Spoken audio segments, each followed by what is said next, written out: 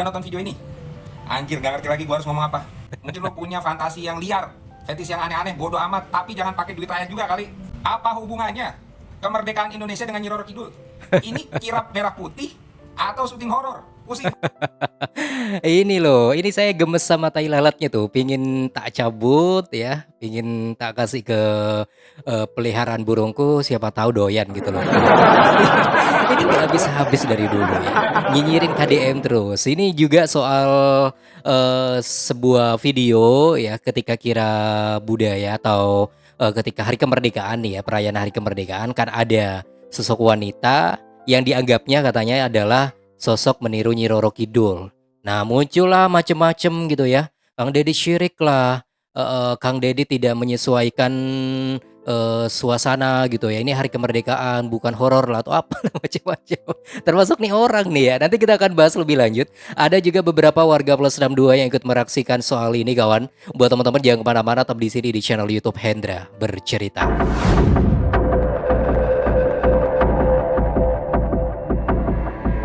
Halo, assalamualaikum warahmatullahi wabarakatuh. Selamat bergabung kembali di channel YouTube Hendra Bercerita, tempat informasi, video reaksi, dan juga video-video viral Indonesia, termasuk tentang KDM Kang Deddy Mulyadi, Gubernur Jawa Barat. Kali ini kawan, kita akan membahas mengenai kontroversi ketika Hari Kemerdekaan Republik Indonesia di Jabar, di mana Kang Deddy Mulyadi ini kembali dinyinyirin oleh orang-orang yang menurut saya adalah memang kerjanya tukang nyinyir gitu.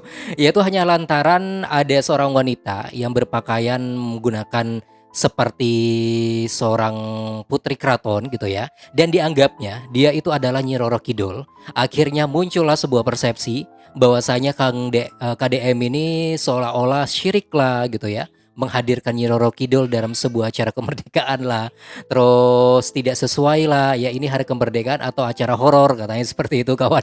Ini macam-macam. Nanti kita akan bahas lebih lanjut ya buat teman-teman semuanya. Oke, langsung aja. Ini salah satu videonya adalah dari orang berikut ini Yes, kawan. yes, Kita udah simak. nonton video ini? Anjir, gak ngerti lagi gua harus ngomong apa. Mungkin lo punya fantasi yang liar, fetis yang aneh-aneh, bodoh amat, tapi jangan pakai duit rakyat juga kali. Apa hubungannya kemerdekaan Indonesia dengan Nyi Roro Kidul?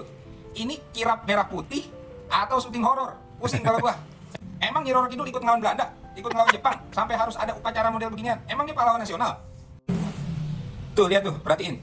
Ngapain coba begini-begini? Nyembah-nyembah begitu. Ini upacara kesirikan yang dibiayai dana rakyat Jawa Barat yang mayoritas muslim. Gila nggak tuh? Kebiasaan kita itu, kalau 17-an pakai busana daerah, bukan manggil makhluk gaib. Miris banget sih.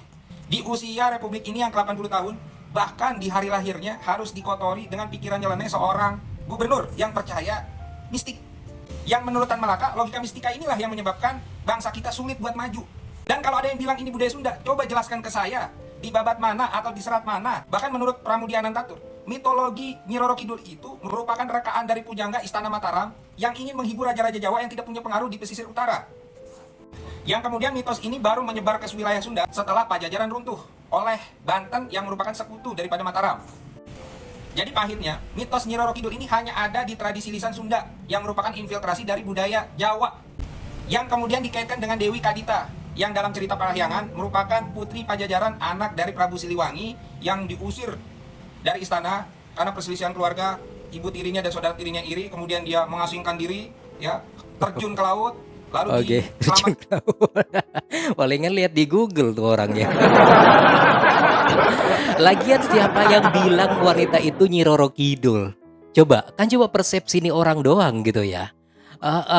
Coba saya nyangkanya aja barusan orang ya atau wanita ini yang ketika hadir untuk membawa bendera, saya tidak langsung muncul persepsi ini Nyi Roro Kidul, enggak. Hanya orang ini justru otaknya yang agak mistis gitu. Siapa yang iya kan? Saya aja nggak mengira ini ada Nyi Roro Kidul. Nyi Roro Kidul itu kan biasanya serba-serba hijau gitu ya. Tapi ini kan ada merah putih kostumnya. Ini hanyalah seorang wanita wanita dari Jabar yang berpakaian seperti seorang putri, menggambarkan kecantikan dari wanita-wanita Jabar itu bukan Nyi Roro Kidul, Pak Tai Lalat. Ya Allah, terus soal ini lagi kawan ya, soal yang katanya tadi ada sempat menyembah-menyembah, itu bukan menyembah ke wanita tersebut, tapi menyembah kepada yang di bawah yaitu bendera merah putih. Tapi bukan menyembah sih sebenarnya, hanya memberikan hormat, hanya bentuknya seperti itu gitu ya. Karena tradisi-tradisi dari Jawa Barat itu kan hormatnya dari zaman dulu, kentalnya kan kayak gini ya. Kayak gini bukan berarti menyembah. Menyembah itu biasanya sujud ya. Sambil sujud itu menyembah. Kalau kayak ini sebuah penghormatan, bukan menyembah. Itu ya. Oke, tai lalat ya, jelas ya. Oke deh, nanti kita akan bahas lebih lanjut mengenai ini. Ada reaksi yang lain dari warga plus 62 atau seorang ini kawan. Tapi jangan kemana-mana, tetap di sini di channel YouTube Hendra Bercerita. Yuk kita simak ya, ada balasan dari warga plus 62 karena saking kesalnya sama nih orang. Karena dari dulu suka nyinyirin KDM nih. Kita simak berikut videonya. Mungkin lo punya fantasi yang liar, fetis yang aneh-aneh, bodoh amat, tapi jangan pakai duit rakyat juga kali. Kalau pikiran lu jorok ya iya yang keluarnya juga ngeres. Cewek lo ini secantik ini seanggun ini dibilang makhluk goib coba.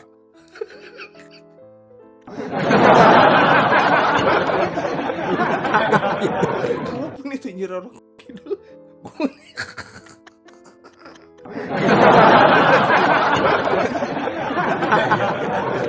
ya anggap aja hiburan gitu loh.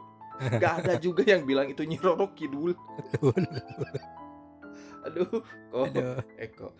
Apa bedanya sih sama ngundang dangdutan, upacara hajatan kayak mapag panganten karena itu naon hiburan. Kan banyak tuh pejabat juga kan di acara-acara kayak gini tuh banyak ngundang artis juga ada. Masalahnya di mana? Legenda itu ya sama kayak Sangkuriang kayak gitu kan. Kayak apa itu? Bandung Bondowoso gitu ya kalau nggak salah. Ya kayak kerajaan yang kayak gitu. Apa sih yang masalahnya apa? Kalau mau dibilang syirik, apa ya? Nyari duit juga nih kita udah kaya, terus nyari duit aja terus mau numpuk duit itu juga syirik. Betul. Menduakan Tuhan tuh sama duit. Betul.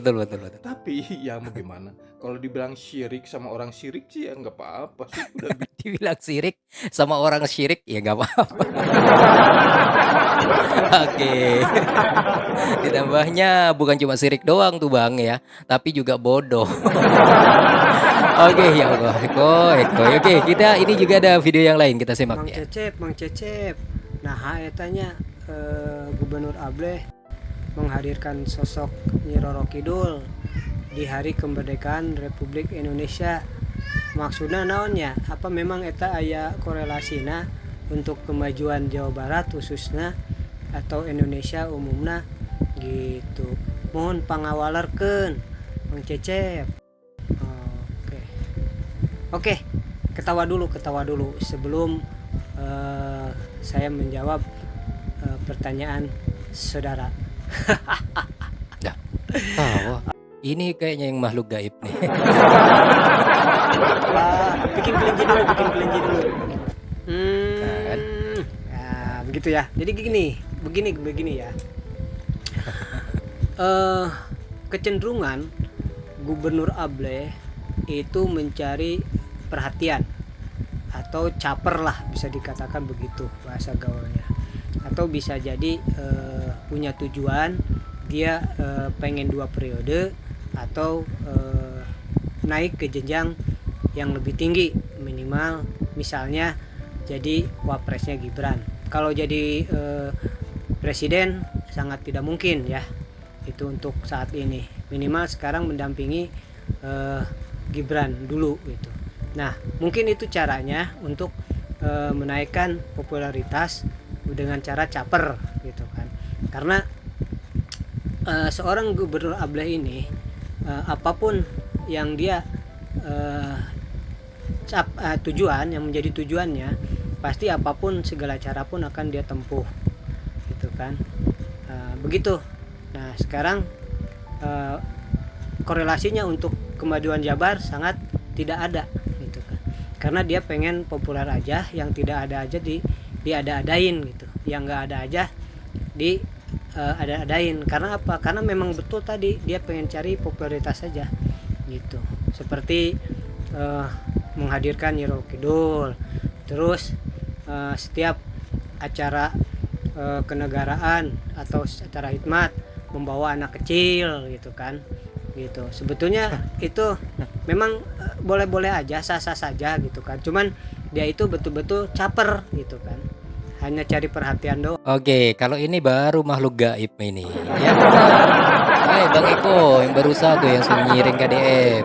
Mending ini aja nih yang kamu reaksikan ya. Di bangsa ini kalau misalnya ada orang-orang seperti ini, ya makhluk gaib seperti ini nggak akan maju-maju. Dianggapnya gak ada yang caper ya Allah ya Robby. Ada dari saja warga plus 62 ya. Oke deh kawan, sebenarnya ada beberapa video yang ingin saya tunjukin buat teman-teman semua ya. Tapi anggap saja orang-orang yang saya tunjukin buat teman-teman ini menjadi bahan lelucon gitu ya, agar kita nggak semakin stres hidup di bangsa ini.